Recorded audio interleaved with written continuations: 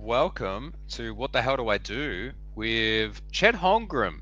And I'm Dr. Nick, as self proclaimed now in a previous video, so you need to go find that if you don't understand what's going on. And you're Fauzi, who really just gets talked at with a bunch of I'm medical just jargon. Fauzi, but I am also a Chet Holmgren owner here, so I'd really actually You love to are, hear yeah, your advice here. Okay, let's you go, Doctor are. Nick. So I'm going to resist the urge to mention the fact that you declined a trade that would have been very advantageous in hindsight perspective, but that's okay.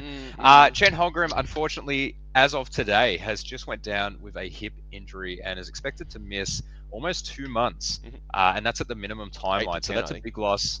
That's a big loss to OKC, but it's also a big loss to you as a fantasy owner. And he's a hard one to stash because he isn't the MVP candidate of OKC. That is SGA, but he was still very important in a blocks category, percentages category, but also had a couple of big games there where he was having points and rebounds. So his specific thing is he has a right pelvic fracture. I do not know what it's like to damage anything near your hips. I've had relatively good hips, but I can imagine that that is a problematic injury because you can't put a cast around a hip. It doesn't seem to require surgery, but I don't know what the, I guess, bearing weight is. I don't know how long he has to wait until he's allowed to be active on it, but that's probably the underrated part of these injuries. He has to let it rest to recover, and then he has to get back into game shape. And for certain injuries, I'm thinking of, say, a shoulder injury. You can still do leg work and cardio to kind of keep you relatively fit while you manage that. And same for ankle injuries. You can do upper body work, and there's probably like pull work that you can do. I don't know of a hip because to me, a hip, you can't do cycling with a bad hip, or walking or running or swimming. I do worry that this has actually really incapacitated him. And it also brings up another question now. You talked about it. He played 82 games last season, and that was really good. And I think a lot of people probably forgot that he actually didn't play 82 game season the season before. True.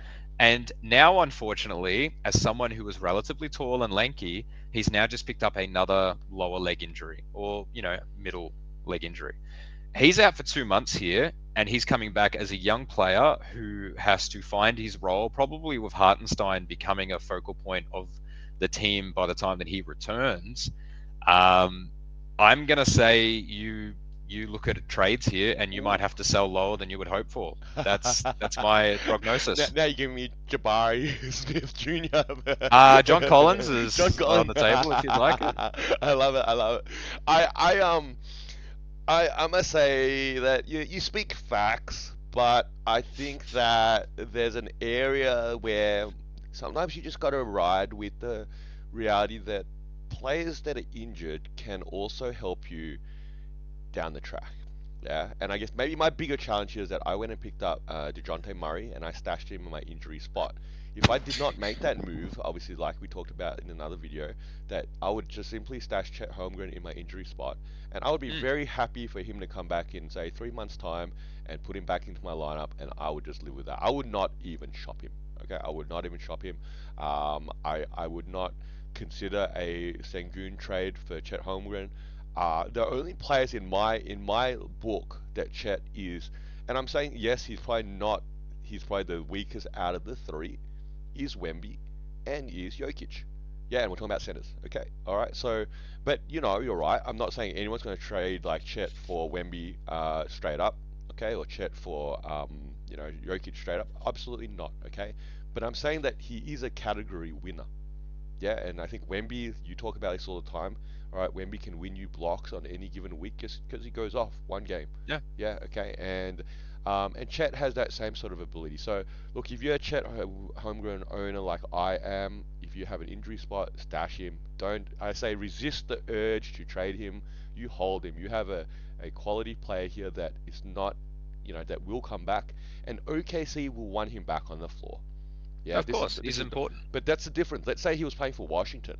Yeah, you can make the argument, man. By the time Feb rolls around and he's coming back, they're like 20 games below 500. Let's not rush him back. Let's just play him at minutes restrictions. That's okay. We're just rebuilding anyway. That's a different agenda there. But OKC would definitely want to get him back into the fold of things and playing the level he's been playing there now to open this season. I think Chet is, a player that you do not put on the, trading block right now. And I guess from my perspective, I said this to you too that I have SGA, And so I'm actually going to enjoy I would assume, a level of Yeah, the uptick. uptick Yeah, of production for SGA right now. And yeah, look, man, I think that's the situation. You know what's actually interesting with the Chet situation? Who the hell's going to play center now? Because Hartenstein's out too. And I correct. was like, who's actually? Are they going to have to go sign someone? Like maybe they need to No, go probably. sign, I don't know, Dwight Howard.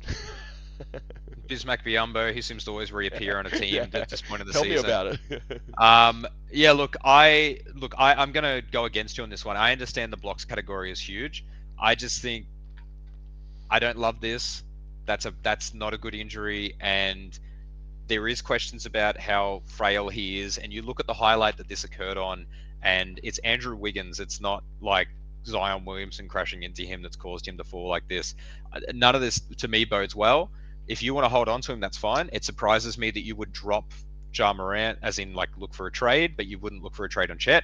Chet has the value because he is a category winner, but I don't think he's coming back to you to win those categories. But you know what? If you want to slip out of the top four and you know if that's how you want to play it, man, you do you. I'm just the pseudo doctor over here. Dr. Nick, I love it. I'm going to make sure I flag this soundbite for the end of the year video. Go for it.